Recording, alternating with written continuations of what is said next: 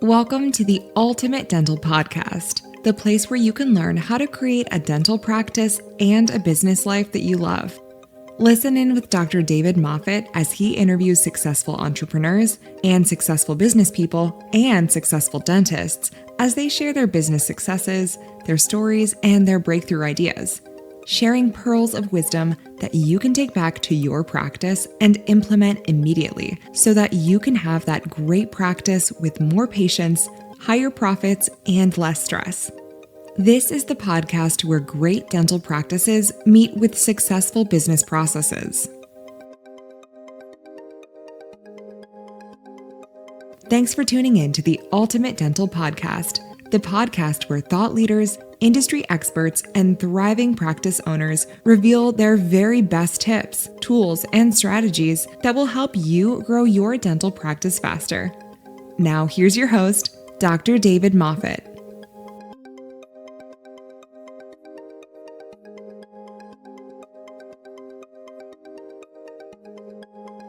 Hi, everybody, and welcome to today's episode of the Ultimate Dental Podcast. I'm your host, Dr. David Moffet. It is coming up to 2 o'clock Wednesday afternoon in Burrawang, New South Wales, Australia, where it's something like 12 degrees Celsius outside, about 54 degrees Fahrenheit for those on the old scale. My guest today, holidaying in Orlando, Florida, but from Baltimore, Maryland, is Jay Glazer from Crazy Dental. And he's got an interesting story to tell, and he's got an interesting philosophy about what's happening, what has happened with the dental profession, and what he sees happening in the future with dentistry as it polarizes between corporates and DSOs on the one side, and then traditional small business, family-owned dental practices on the other side.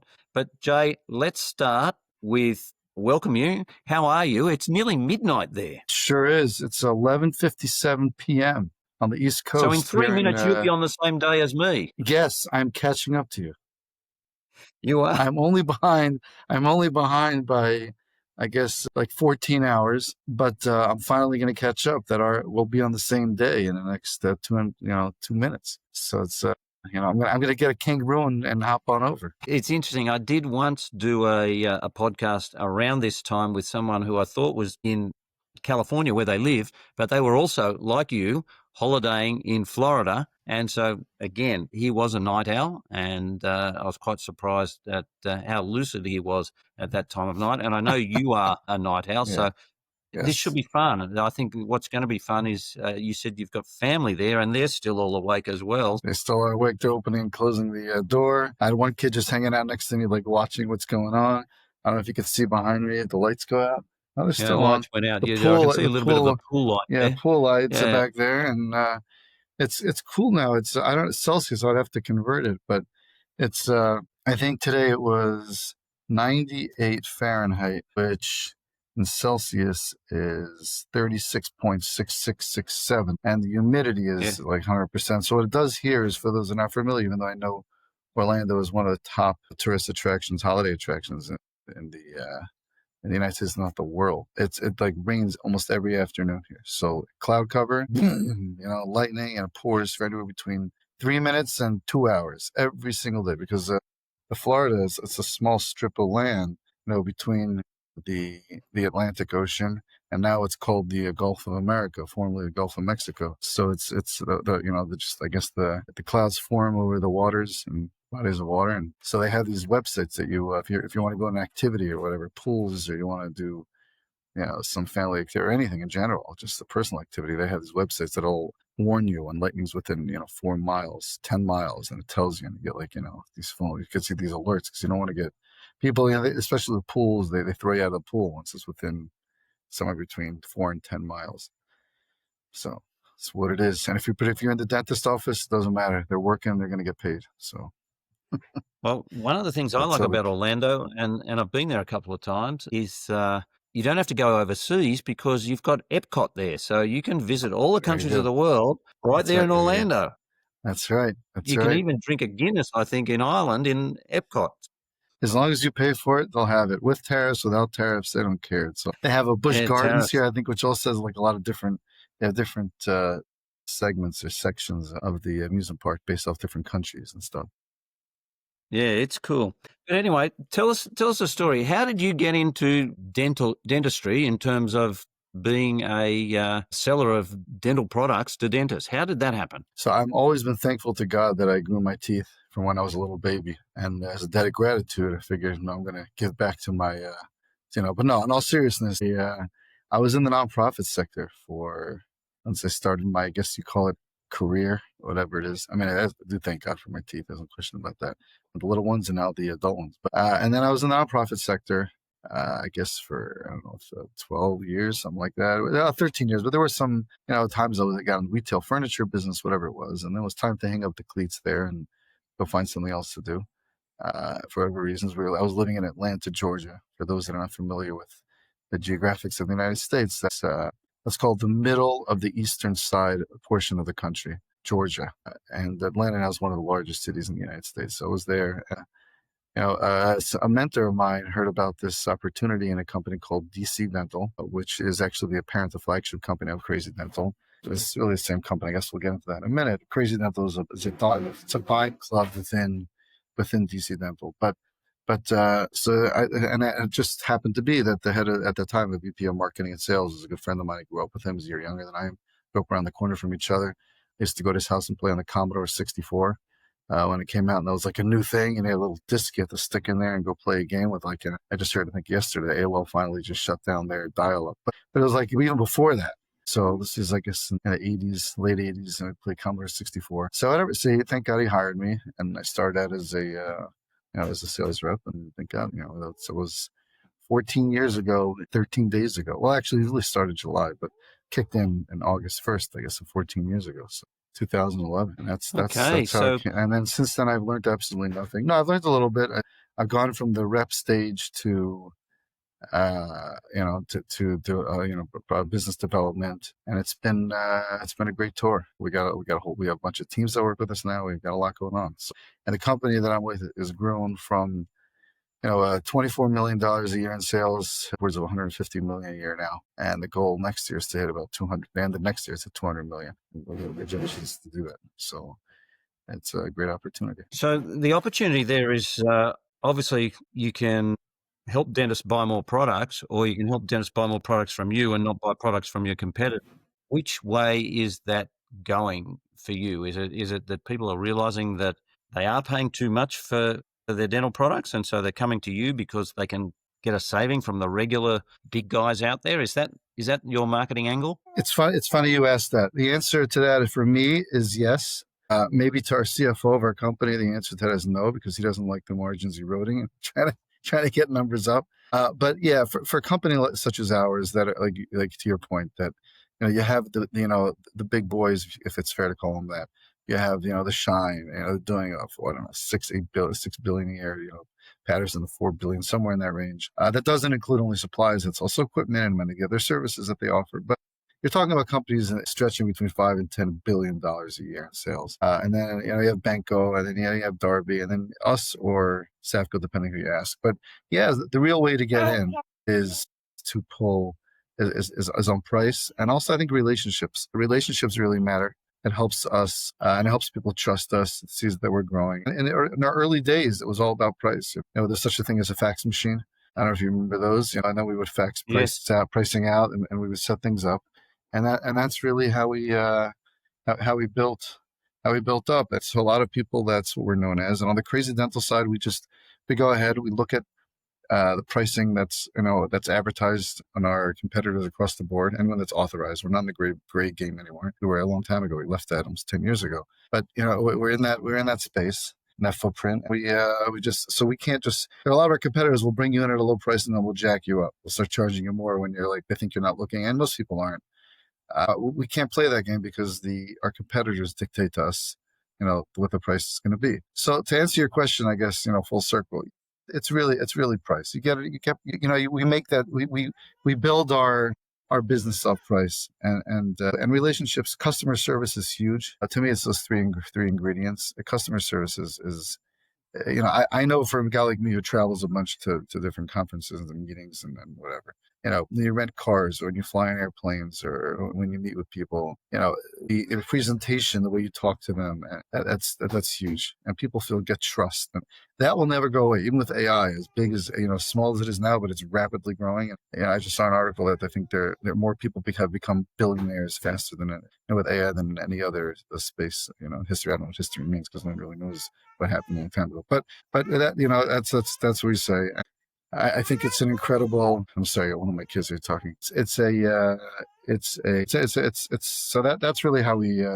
Well, now there are people that'll tell you something that Shine did. Shine is world renowned. Actually, we were just talking, David, you and I met one of the global heads of Shine. Who's now going on his own. He's building a marketplace. Maybe we'll get to that soon in our podcast. He's got a. He was he's actually out of Australia, but Shine is massive, and they're focused solely on they have their reps, and on our side, and so does Patterson and Banco, but we're more of the online. Most of our orders now go on are purchased online, over 90%.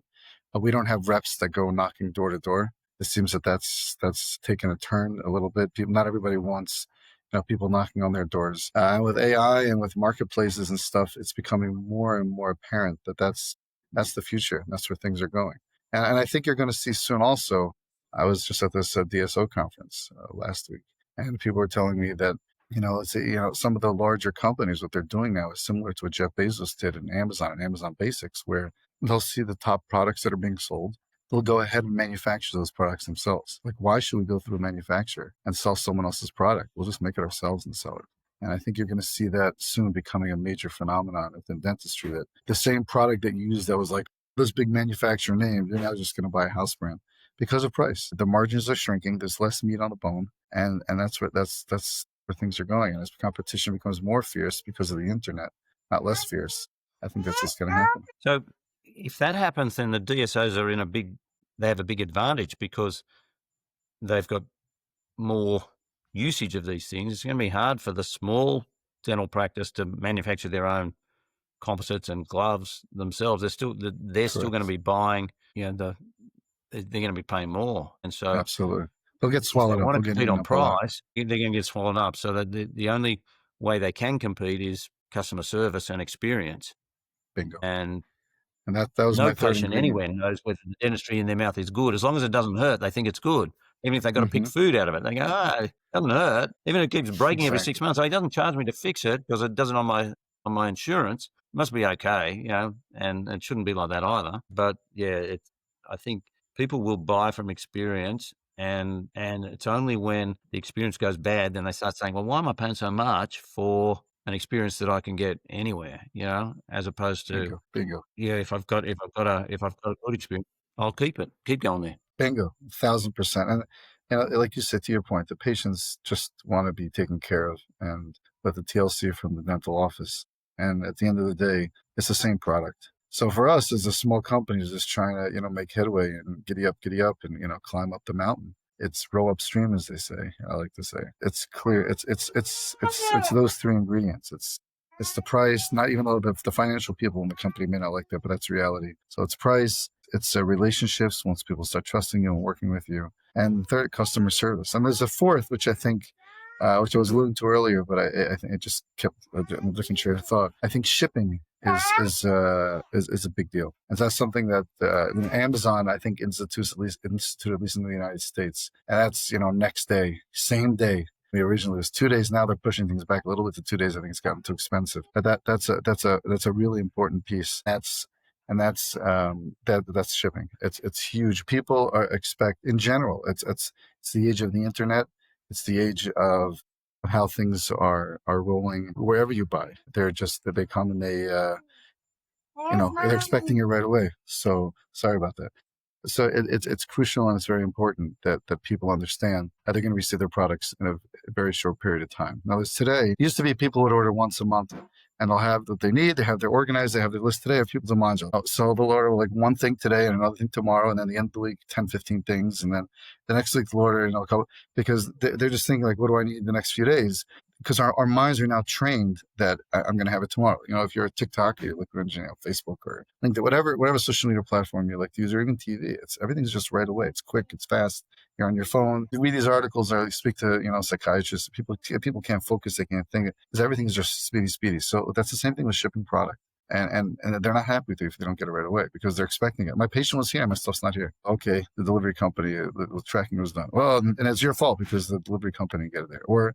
Which means like they're expecting it already the next day. And if they don't, 2 days. So we're very focused on that now to be 2 days to everywhere in the United States. I think shortly thereafter, we'll probably squeeze it to 1 day, because that's where expectations are, especially for the younger dentist, the younger dental office. But that's how their minds are programmed. That's what they're used to. From the grade school through high school to college and now working. It's, if I order a product, I'm expecting it the next day or two. That's it. That's where it is. And if you go on vacation, like what we call vacation, Australia holiday, you don't have to bring it in suitcases anymore. I remember as a kid, you packed everything up, you took it with you. Now you just have it delivered to your house. You leave, or you rent a house, the hotel, or wherever you're staying. It doesn't matter. You just type in the address, and it'll be in a couple hours. It'll be there. Then you could track it. So it's already made its impression in the dental industry. It's here, and it's not going anywhere unless something rapidly changes. It's I guess there's a guy that started FedEx. I think he recently passed away. He came up with this concept of flying overnight, and stuff lands in Memphis, Tennessee, and then the next morning it was the city where it needs to be, and the trucks just drop it off, and that's not going anywhere.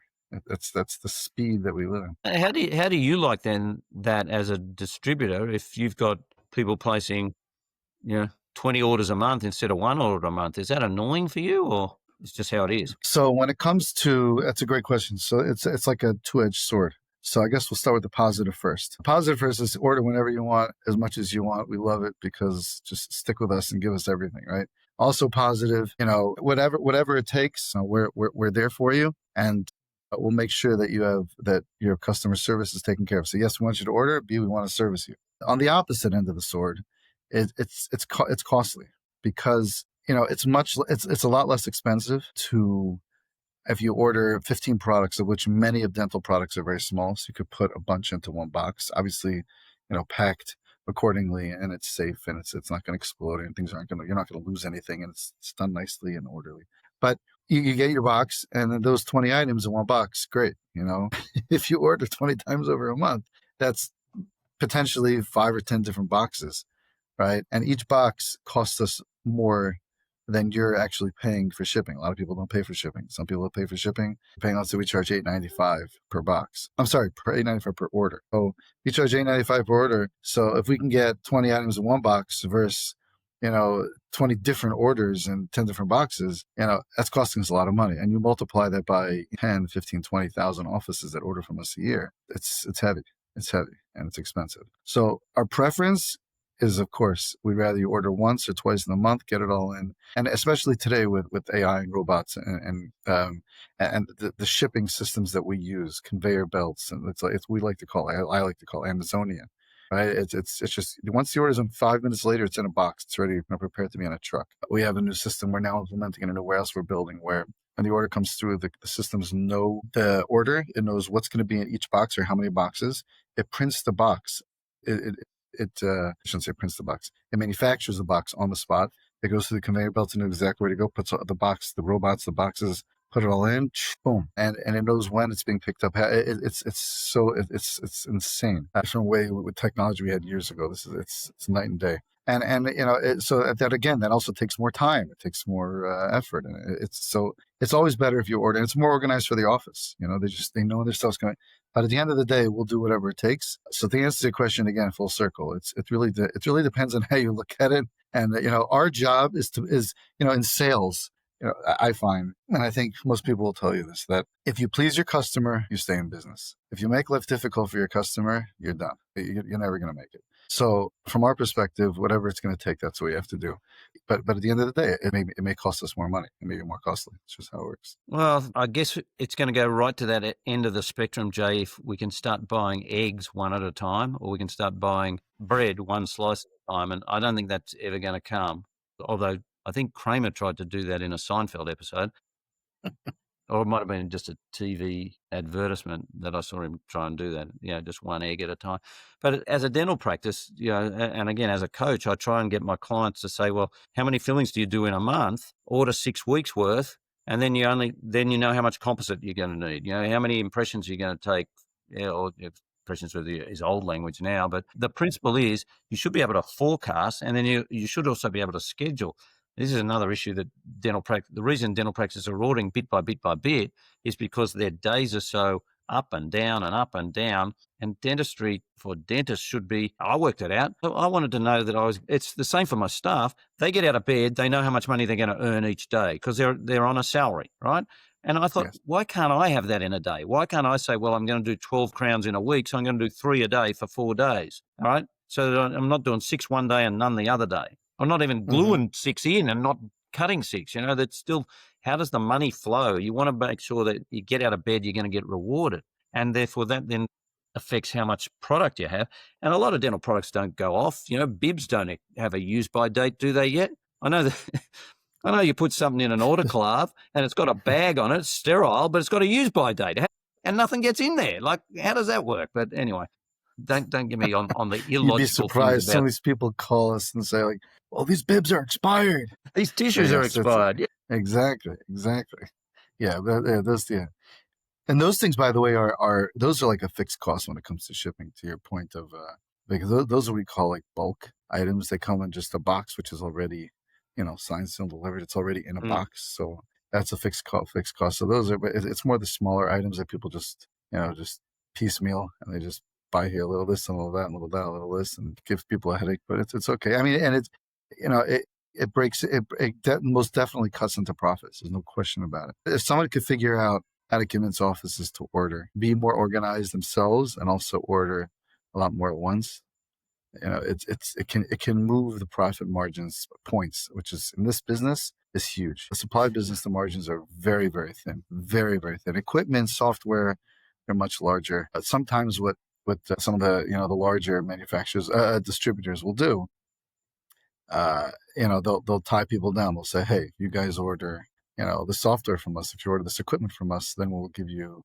a great deal. We'll give you a great deal on the equipment and the software. Guaranteed to buy the supplies, because supplies is really where the money is.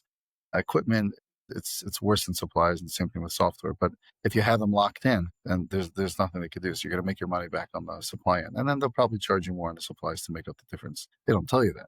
They think, oh, I got my service guy to come in, and he gives me $150 off when he comes. He gives me $400 off, and he comes in to fix things. So it's because I'm buying supplies from them. They don't realize that they're paying 15 to 20% more on their supplies than they need to.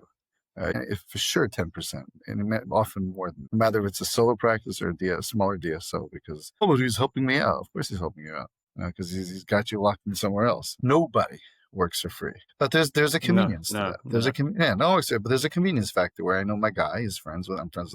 I know my gal, I'm friends with her. She comes in, she takes care of me.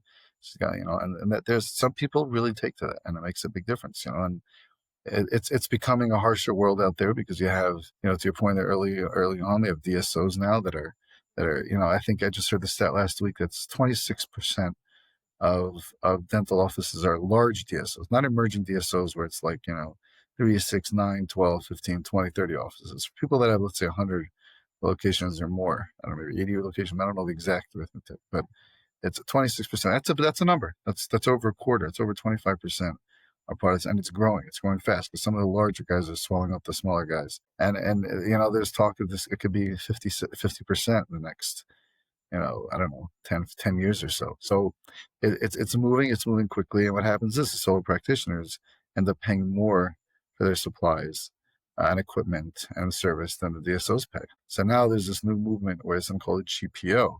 And what they're doing is they're wrapping in the solo practitioners into group buying. That's similar to Crazy Dental, by the way. So what Crazy Dental was is a buying group, and now you have groups that are doing that not only for supplies, they're wrapping in equipment to that, or they don't have equipment to align themselves with another company that does equipment and service. And, because the solo practitioners, like most dentists, aren't business minded, but the ones that are, they're like, why are we paying so much more than everybody else? That's not fair. And it's starting to wake up to us. They're trying to build these GPOs, and you have one of the largest DSOs now.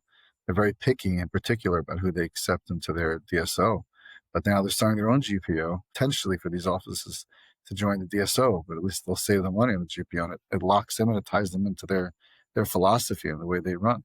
A lot of people are building these DSOs based off what can I do to capture the business of the solo practitioners. So when they're ready to sell, when they're ready to move on, that's what I want to do. A lot of the young dentists, they don't want to do all the work that you did, before you retired. You have to take care of everything from A to Z, and to nuts and bolts and whatever terminology and expressions you like to use.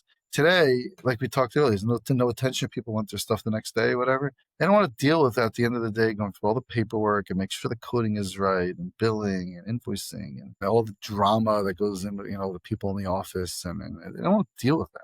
And they're just, I want to go to work. I'll work with someone. I like to take care. I'm an artist. I like to take care of people's mouth, their teeth, make them smile better. I'm out. I'm home. That's it. I'm going to the golf course. I'm doing my kids' homework, whatever it is. I'm watching my Netflix show or whatever you want to watch. I want to get my beer, my bourbon, whatever it is, scotch, whatever you drink, Guinness, and have a good night. And I'll back up the next morning. And if I am an exercise guy, I'll get a girl, I'll exercise, I'll go to work and I'll shower hopefully first. And that's it. I don't want to deal with everything else. It's becoming a phenomenon, and it's becoming a lot more popular. I see it, and I'm not even in that space, but I see it. It's open. It's everywhere. Like, you know what? I'll take a little bit of a pay cut so I don't have to deal with that. And eventually, what's going to happen is the dentists are going to demand more money, so they're just going to get paid more. They'll make just as much without doing all the, let's call it, the management components of a dental office. That's what I think. Yeah, I don't like categorizing professions as being everybody's the same. But I've always believed that in dentistry, you'll always find somebody who'll do it cheaper. Okay, so whether they'll in private practice, they'll do something cheaper for a patient. In as you said, in DSOs, there'll be people who will work for less per hour just to have a job, and so they'll put somebody good or somebody older out of a job. You mentioned right at the start that your career you started in a non-profit center. The sad part about dentistry is that there's a lot of dental practices where the guys go through their whole lives owning a dental practice, and in the end, they don't even have enough when they sell the practice to retire. So they've got to downsize to a smaller house, go and live in a community, and then still be worried about state taxes and food stamps and things like that. And what sort of a life is that after 40 years? And the investment in time to get a dental degree, the cost of getting a dental degree, the cost of buying a practice or building a practice or owning a practice, to end up that you've really done no better than somebody with a job. And yes. One of the best bits of advice I ever got given was from a patient in my first year out. He just said to me, he said, I heard that dentistry is the last bastion of free enterprise. Wow. And he was absolutely right. If you treat it like that, you can be successful and run it as a business. But if you don't treat it like a business, it's going to beat you up and just drag you down to its level, and you're going to be competing on price. You're going to be letting third parties tell you what to charge. You're going to let the public think that third parties telling you what to charge is what charges, and your charges are excessive because somebody else is setting them, even though that person might be sitting high up in an office in Manhattan looking out over the Statue of Liberty, and they say, all right, we're going to drop the price back on this by 35 cents, and that's going to give us 35 million extra a month back. That the public don't understand that. And so absolutely. I think, I'm sorry. No, that's fine. I think maybe in the rural areas that sort of practice still survives, but I think in the cities it's now too tough in that competition that there's so many dentists around. I think one of the biggest, there's a lot of that, and it's growing. I think there are a couple of shifts that you may or may not see in the industry. I think in general, there are a lot of classes and courses that people take in college that are a total waste of time. But if there's a way to somehow slice all that out, students today are graduating with an enormous debt. So if you couple that in with the fact that they teach them almost zero business, I don't even know what the next adjective I want to use is, right? But they don't. There's no business acumen most of them. So what they do is they join other groups, training seminars. They go to I go to a lot of these, and we earn a lot of our business from these types of groups that are educational based in the United States, and a lot of them, and they're busy just giving them business courses on how to run there, and then some of them now are teaching real estate, like once you've paid your debt back, what to do. They're working with dentists to help teach them, but guess what? They ain't free either. And they have coaches, and they have seminars, and they have weekends. So there are people that are inclined to learn from this. Not everybody is. But with the debt coupled with the lack of any business experience or education, and usually education it's the on-hand training that people really gain the most from. Just like when you go to medical school, it's the residency and the fellowships. It's the on-hand training. You have all the information, but now what do I do with it? You learn on experience, and then you're able to use your wisdom and your education to put it together. They don't have any of that in dental school, so it's frightening to watch. And you're right, there are people that really struggle with it, and I think there are a lot of people that don't. You got to be smart to be a dentist, get through school and persevere, and you can take that and grow from it. But it's no one's starting off, unless mommy and daddy paid for their tuition, rolling in dough. They got a lot of debt from the school, and you gotta grind. You gotta work your way up, and there are some people today that will start working for DSOs, at least in the United States, and then after they get their experience, they'll go and try to buy a private practice. So that's and they'll from an older dentist or something like that. And that itself is its own whole unique chapter, I think, because a lot of those dentists are maybe not as advanced technologically wise as the younger dentist. I have all these new machines out there, and the younger dentist walks in like, "What's this? Oh my gosh, charts?" Or you have this machine, and they have to upgrade everything. And guess what? That ain't free either. So maybe they may get a good buy on the office, but then they have to upgrade everything. And then to your point, if they get a good buy on the office, that means this dentist is retiring with not a lot of cash on his on the sale of his practice. So it's I guess nothing in life is really perfect, and you just got to always just think ahead and keep rolling and moving. And people that are business owners, they're on their own. They got to figure it out themselves, and it's never easy. It's never easy. For us, from the sales perspective and distribution, we deal with all these types of offices. You deal from the people that are technologically advanced to like the gills, and people that that are living I don't want to say back to the Stone Age, but it's what. And it's not really in our position to say anything. To the point earlier, our job is to service the customer, and if you take care of your people, they'll come back. So you got to learn if you're good. If some people that are good at what they're doing, they can pick up a little bit on what type of office they're working with, and you service them to what their needs are.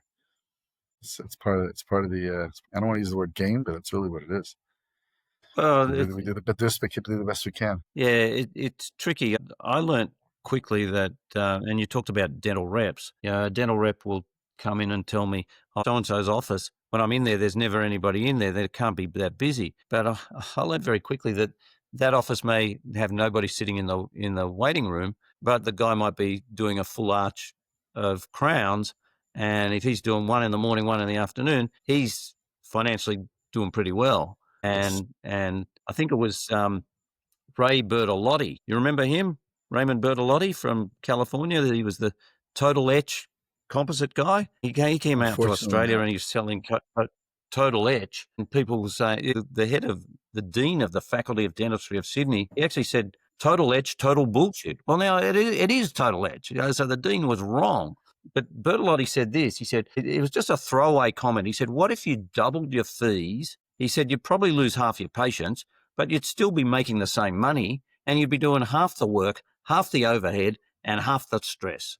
And absolutely. And I thought, that's a really good. Imagine if I kept doing that, I'd end up with one patient on retainer. I said, that's a bit risky though, because we had an airline down here that it went belly up. It's food service. That company, the food company, had one customer, that airline. So when the airline went belly up, he's out of business. So you do need a cross-section. But business principles are important, because if you miss a major business decision, you can be left high and dry. This is how it's always been done. This is how we're going to keep doing it, not what people want. No. We find that in our section of business, you always got to keep bringing new people in, because people are going to leave. It's just people move on, especially in today's society. Loyalty is not there. And like you say, from a dentist perspective, in my mind, I don't know the secret sauce, but I would think that, to your point, that there's going to be, X percentage of, the high-end patient, high-end return, service that you're going to do for your patients. And then there's, middle guys that may one day need some of these, high-end services. They're just, it's I don't want to use the word, it's not your big, let's call it the 80-20. It's not your big, heavy returns on your ROI, but at least it's money that's flowing in. And then you get the folks on the bottom just want a quick cleaning or want this, want that. But ultimately, it works its way up where sometimes someone's going to need a big one, but you always got to keep that churning. And you have today with the Google ads and the Facebook ads and the word ads on the websites. People are always trying to, people now, they want you to write reviews about the dentist, because there are people looking for dentists and they look to see what the reviews are. But the lack of loyalty in today's society, people are always looking like, I went to the name instead. Maybe I should look around. Okay, I want to see my 15 dentists within 10-mile radius. You type that in to Google, your AI, whatever, it'll pop up within 5 seconds or less. And then, okay, look at the reviews. Like, what do people say about that? Oh, that person went there. I know them. Oh, they wrote this about it. Oh, wow. And the next thing you know, my other dentist told me I needed this, but can you, I just want a second opinion. And you wow them. You got yourself a fat payday. It's all about, it's that churn cycle. It's that wheel, a hamster wheel. You just got to keep going, but keep your, like you say, aim for some of the big, paydays, and at the same time, service your customer, because you have your patient, because you never have any idea where that's going. And it's also what we spoke about earlier. It's relationships. I don't care AI this and AI that. And I talked to a lot of guys on this convention last week, and this and that, all these wonderful things. If you have relationships, that's not going away. People are still people, and people still want to talk to people. They want to see you smile. They want to know that you're a real person. They want to talk to you. And if you have good bedside manner, it's, the sky's the limit, or it's limitless. Sadly, the disc profile for dentists is usually that most of them are high Cs, and that means they're very technical and they've got very little people skills. Yes. And that, I remember when I left my practice after 28 years, and I had this lady, my wife was on reception, and my wife said, "Oh, Mrs. Smith wants to have a word with you," because I'd treated her. And I came out and she said, "Look, I just wanted to say thank you for looking after me for the last," I think I looked after her for 20 of those years. And Wow. I said, "Oh, but you were Ken's patient before that," because Ken had the practice next door. So when Ken retired, I bought his practice and put it into mine. And I said, "You were Ken's patient before for me, and his father before that." And she said, "Oh, him, Ken," she said, "he never said anything except open up." And then an hour later, he'd say, "That's it." He said, "You guys ask about my garden, you ask about this, you ask about that." And I was so surprised. She said, "I just wanted to say thank you for treating me like a human being over that time." And it's weird how people miss the small opportunities. We went and coached a practice interstate a week ago, and my client said to me, she said, one of my staff said, "I really like David and Jane. Like, while Jane was talking, David went round and asked if we wanted extra water in our glasses." And I said, "Well, that's just what I do. It's just like, why would I serve myself and not serve other people whose glasses were empty? 1,000%. It's just that how can I do, and it's not something extraordinary, it's just something different because nobody else does it. Nobody else thinks like that sometimes. Yeah. And it's just about building those relationships. There's nothing better. I couldn't agree with you more. It's just, I have these like Google feed, on my phone. They try to sell you up with everything. They listen to all your conversations. They know what you look at. They know what you're doing. So it just shows up. And then sometimes they'll just put, write these articles about, how you talk to other people. And sometimes I'll open up to read it, unless they charge you to read the article. And I'm like, next, not interested. But I understand they got to make their money, but I'll find somewhere else that's it's just the same information for free. But anyway, so I'll I read it. There are books written on this, just etiquette and how you talk to your patients, how to talk to people. I just like to read quick, what they call the footnotes, just the end notes. Like you get your Google emails now. You have Jimmy just quickly takes the whole email and it puts it up in 3 lines. So that's my style. But whatever, it's so important just to talk to people. And for you, it's even easier than me. For me, I have to listen to the person respond. To hear they got something in their mouth and they can't talk. But at least you just, or it's the hygienist or it's the assistant or whatever it is, just talk to them, just, "Hi, how are you?" It's so easy. Someone is just taking a patient to go get an x-ray done. How difficult is to say, "Hi, how are you? How's your day?" "Great." Whatever. It's so easy. And it's the next time they need, a large procedure, or they want to go back just to get a cleaning, guess who they're going to? It's listen, humans are humans. People have a bad day, but just be nice to other people. See, that's the secret sauce. And just talk to them. The relationships, talk to them. People know who you are. They appreciate, especially in today's society, where the concept of relationship is dying out. I'm sure it'll turn around because everything in life is cyclical and it'll whatever. But that idea is just going away. So for someone to actually talk to someone else and show that they care, this simple, just put in your computer program someone's birthday, send out a birthday cards there. They'll appreciate it. And it's not even you doing anything. It's automatic. It's just printing it out, put a stamp on it, go. But people remember, and these things make a difference. And no matter what service industry you're in, it doesn't matter. It's funny. I worked by coincidence. Whenever we go interstate, my football team seems to be playing interstate on that weekend. Just a coincidence. Last weekend we were up in Queensland, and we went to the football in the afternoon. One of my patients who moved up to Brisbane, which is 2 hours further on a train, he says to me, "Are you going to be at this game?" I said, "Yeah, I am." He said, "Good." He said, "I'll catch the train down. It cost me 50 cents each way." He's retired. Now, I did a lot of Crown and Bridge for this guy, and he was a hospital orderly, but he keeps in touch with me, not by social media, which is hard, which is easy. He actually just keeps in touch with me with text messages, sends me photos of his running and things like that all the time. Like it sends me mail, cuts out things out of the newspaper, posts them to me. And it's kind of funny that he still values my friendship. Got the worst sense of humor, like really bad, not bad taste, just bad puns and stuff. But still, I'm important to him, and so I value that level of importance that he shows. Thank God else I have a great relationship with my in-laws. They're actually here with us on our holiday, on our vacation. They're leaving tomorrow. They're here for a week. I was hardly here when they've been here. I feel bad because we got here a week ago, but I was here for one night. I left the next morning to a dental conference, DSO conference. I was in Denver, Colorado. I was there for 2 days. Friday morning, I slept literally 3 hours a night, and then I flew back here to a different conference here in Orlando for Friday afternoon. Friday, I got here late morning and I was there Friday afternoon. Then I was here for Saturday, and then I had to fly back home turf to Baltimore early Sunday morning for some baseball, softball. We had the playoffs and championship. We won. Woohoo. And then cousin's wedding, and next day I went to work, had a bunch of doctor appointments. That was Monday, and then I flew back Monday evening, and I'm here today. So everybody's been here almost for a week. I've been here for like 2.5 days, but it's good. The in-laws came down. It actually took a very nice train ride down the eastern coast of the United States, goes all the way down. Oh, wow. Well, I mean, an airplane is like 2 hours. A train is like 20 hours. So I take the plane, but I guess when you're retired, and my mother-in-law doesn't like to fly, so so they took the train. Takes a train.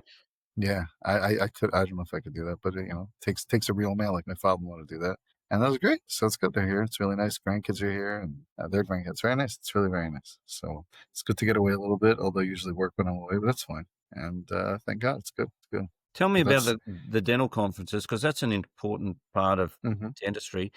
Yes. Are dental conferences diminishing in size? Less dentists attending, less suppliers attending, trade is less? So I think the answer to that is yes and no. We'll start with the positive first, or with that really negative. We'll go no and yes. How about that? Because no is really the positive here. I guess depends how you look at it. So when it comes to specialty conferences in the United States, those are actually on the upside, growing. When it comes to generic, just like the old school, the New York one, Thanksgiving weekend, and the Midwest, midwinter in Chicago, and the Yankee in Boston, and the CDA in Anaheim, and then the Hinman in Atlanta. SmileCon, I believe this is their last year. Some of those larger, some of the larger ones that the people used to always go to try to get deals and see what's learning. And when I started 14 years ago, I would go to New York, and, they would have upstairs in the Javits Center, they would have, set aside for seminars and classes and lectures. Now it's all downstairs on the floor, and the floor is a large percentage of it is just plain floor. There's nothing there. It's the same with all of the other large ones. So the way it was once, I think it's over.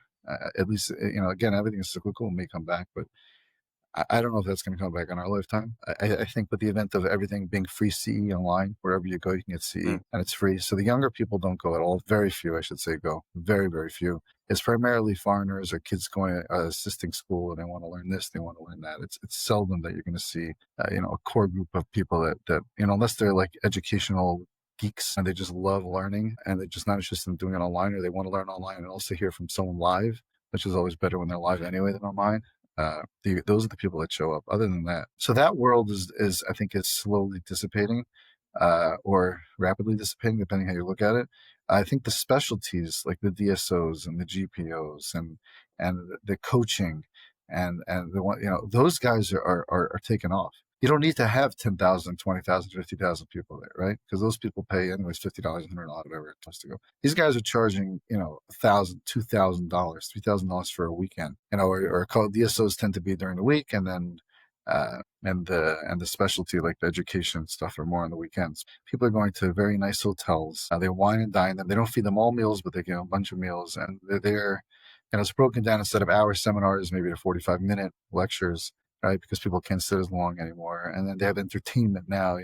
They bring in these sports phenoms, and they bring in because people just they can't sit for too long. But they make it. It's an entertainment event, and it works. It's working, and they're charging a lot more than what some of the other larger, like it's called ADA, these big, named conferences that people spent their lives on building up. But that whole world, they're trying to change it. But when you have so many people that attend these things, it's impossible. You can take care of people, and you have 50, 100, a few hundred, a couple thousand. But when it becomes when you have 10, 15, 20,000, you can't replicate with a smaller. It's like in medical, they have these specialties now. You become a doctor, and then you specialize, and that's where the world is going. So I think I see that in the conferences. It's the same thing. It's the specialty ones that are the most profitable, and they're actually getting the job done. The other big ones, and not all the manufacturers go anymore. You have a lot of people there just trying to get into the space and try to market their product, and then you have people. You have the old school people just giving away stuff. They want because they don't want to take it back home with them. Whatever. They're trying to push their product, but it's not what it was. It's just not. And you have some of like New York and Chicago, where a lot of people like us, distributors, we have these little makeshift offices, cubes on the back where a lot of meetings get. There's no question about it, because manufacturers are there, things get done. But as far as the people on the floor walking just to see what's out there, it's not what it was. Post-COVID, it was brutal. I see it coming back a little bit, but I'm not sure that's the way of the future. I think it's going to be more the specialty focused conferences that are going to do better, because you get a lot more done in a couple days. You pay more for it, but they treat you well. It's your culture. It's what you're looking for, not just, random 10, 15, 20, 30, 40, 50,000 people. They just try to give a million courses, hoping that, you'll be able to find the one that you want. People don't feel connected to it as much. So I don't know. We'll see how it plays out. It could be I'm wrong. I've been wrong before. I'll be wrong again. But right now, I think the pendulum is swinging towards, or I know it's definitely swinging towards the specialty. Back in the teens, when I was traveling to the US like 50 times in 12 years, every time I came through customs, they say, "What are you here for?" I say, "Dental conference." They just go, "Off you go," straight through. There's one every week somewhere. They didn't even ask where it was. But You're right.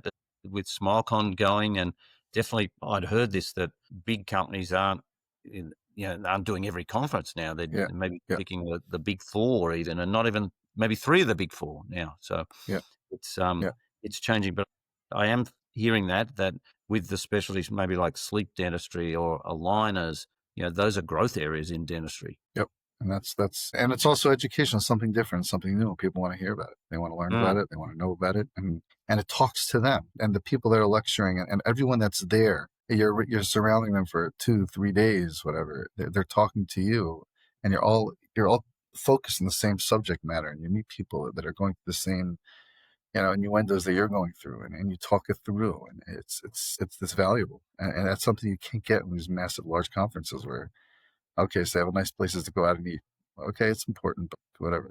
I could take an Uber or Lyft. So soon that'll be extinct too. It'll be automatic cars, whatever. And I can go get something to eat and whatever. But I'm with my peers that are going through the same struggles that I am, and we want to learn the same information. It's a lot more intimate, and people build relationships, because then, like you said before, you keep up with your patients. They keep up with their doctor friends or their office manager friends that are going through, and then they talk to each other. They can become part of these communities. It's like a family. You can't replicate that when you go have these massive conferences. You just can't do it. It's impossible. It's interesting now too, with COVID. I think we learnt to do Zoom more, so there's a lot more communication happening online. Yes. Whereas before online communication, well, I've got to go to the conference because I'm going to be seeing my buddies. And now you can see your buddies. One of the things that one of my colleagues did, it was Saturday afternoon drinks on COVID. During COVID, we'd all grab a beer and sit there for 2 hours just chewing the fat.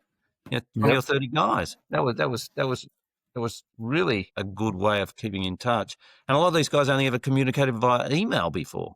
So Correct. It was different. Jay, It must be coming up to your bedtime now for sure. Bedtime? What do you mean?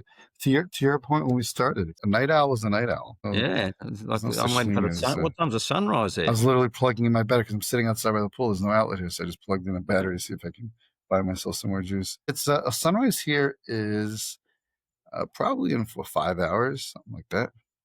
Maybe 4.5, 5 hours, something like that. Yeah. I think your circadian rhythms will demand that you get some sleep during nighttime. It's one of those things you just, it's true. I find that when I travel also, when you go places that, time zone is different. Even if, like, I try very hard not to focus on the time, but once you look outside and if it's dark, your mind thinks it's time to, I try not to focus on the time, but it's just, try to just keep moving like a robot, but whatever. Well, someone taught me this thing, and we got to jump, but someone taught me, so lady, her name is Heidi. I forget her last name right off the top of my head. She lives in Hawaii, and when she travels... Heidi Mant, thank you. Yes, thank you. And she travels, she just sticks with melatonin because of the hour difference. So it just helps her body, I guess, convert to the hour that she's and adapt to the time zone that she's in. So she forces her body to go to sleep, and the next day she has a good day. But so I started doing that when I travel more than like 5-6 hours. And I'll take a couple nights of melatonin just to like settle me down, get to sleep, and the next morning just get rolling. Because otherwise you can't sleep. The next day you're running on adrenaline. And by the second day in the afternoon, just pooped. It's like, it's rude. You're sitting in a meeting with someone, you start yawning in their face. It's just, and it's not that they're boring. It's tired. You're tired. Yeah.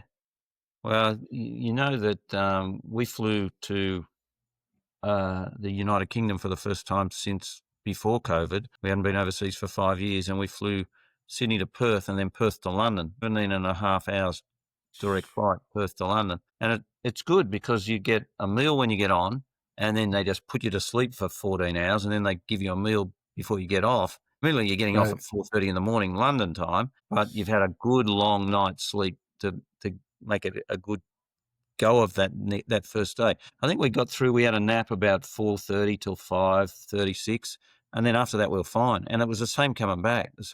We arrived back in Perth, I think 2 in the afternoon. We left lunchtime. We got back 2 in the afternoon, Perth, 8 at night, Sydney, home by 10, straight to bed, good sleep, and then we were fine. No jet lag. But the best part about this is that by the end of next year, Qantas will be flying, and I guess the others too, Sydney to London direct and return, and Sydney to New York direct and return. So you can get Sydney to Dallas.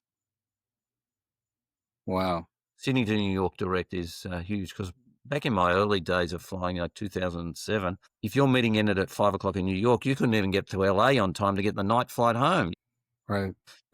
You had to either stay overnight in New York and fly during the day to LA, or fly to LA or San Francisco and do something there that next day. But that's fuel technology more than anything. Yeah.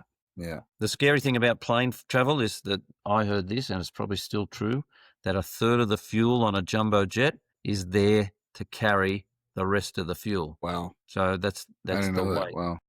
But the jetliner, that 787, yes, the air technology they have on that also reduces jet lag as well. So you're getting a better quality. That's good to know that. All right, good. But if you're just traveling around the US, that's easy stuff for you. You're a pro at it anyway. Yeah. Thank God.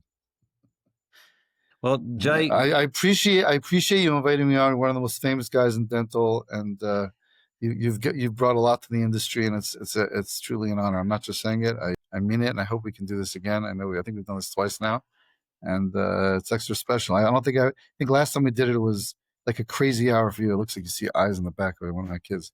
I guess everybody's with some kids. They just got back from playing pickleball. Yeah, she's I didn't know whether she's waving or cleaning the window.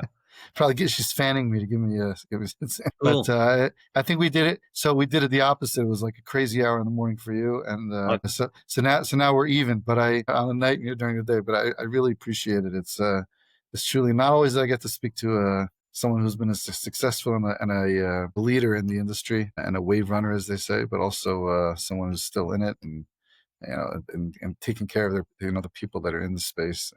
And I get to speak to someone from kangaroo country. So, well, thank you very much. Thank you. Now, for any of our viewers who are based in the US, because it's not just for Australians, it's a global podcast. How's the best way for them to get in touch with you? Thank you. So either social media, not the Jay Glazer in dental, not the one that works for Fox Sports. And when I started, I had my Twitter handle, so people like started following me. Like, what's so good about a dental guy? Why would you follow? And then I realized, well, then it was called Twitter. Now it's X. But they thought I was the sports guy. But so Jay Dental with DC Dental, Crazy Dental, anyone's on the social media or just an email. It's very simple. JayCrazyDental.com or JDCDental.com. Goes to actually the same place. I try to be very responsive and very.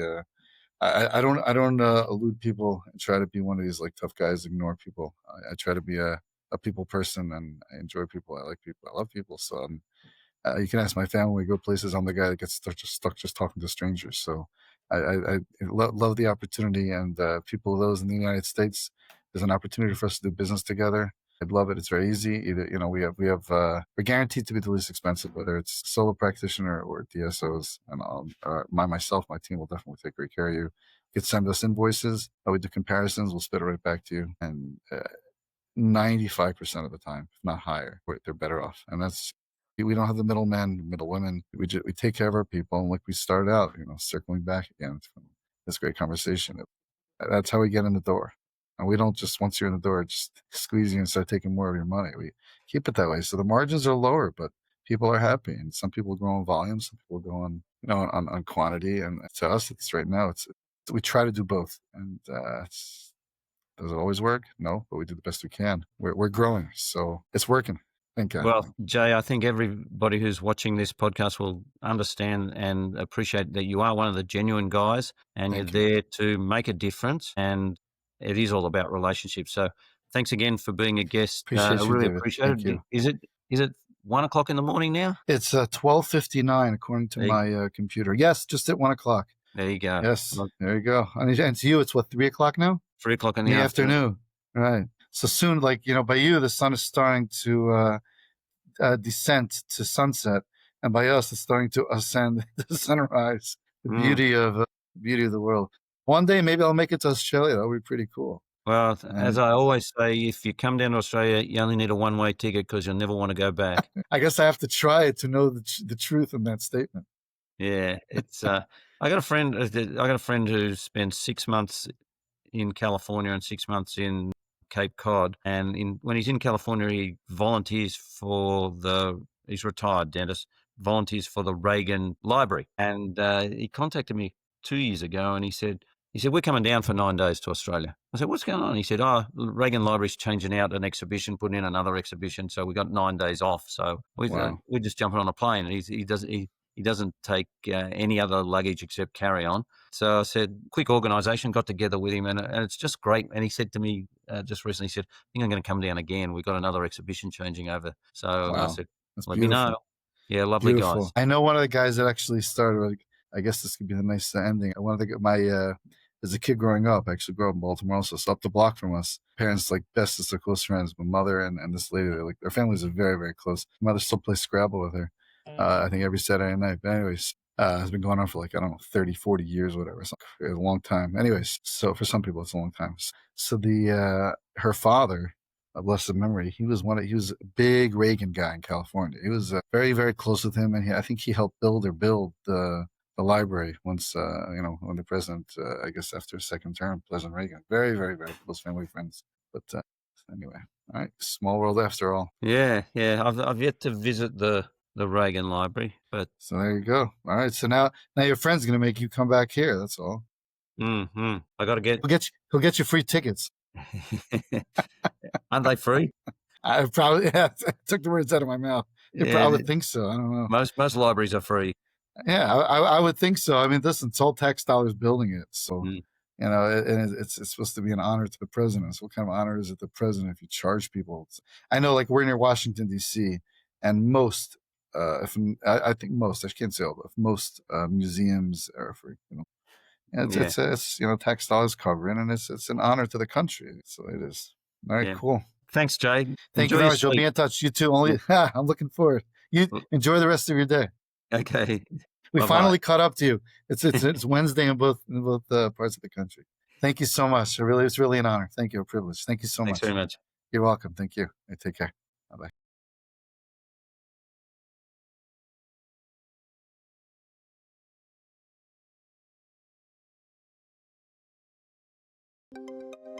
Thank you for tuning in to another inspiring episode of the Ultimate Dental Podcast.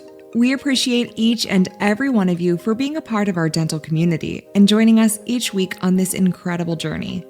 If you found value in today's episode and you don't want to miss out on future episodes packed with expert insights and actionable strategies, here's how you can stay connected with us. Firstly, hit that subscribe button. Whether you're listening on your favorite podcast platform or watching on our website, subscribing ensures you'll never miss an episode. Secondly, share the love. If you know a fellow dentist or colleague who could benefit from the wisdom and knowledge that we share here, please share our podcast with them.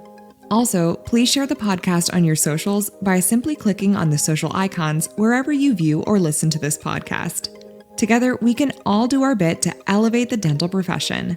And finally, stay engaged with us. We love hearing from you.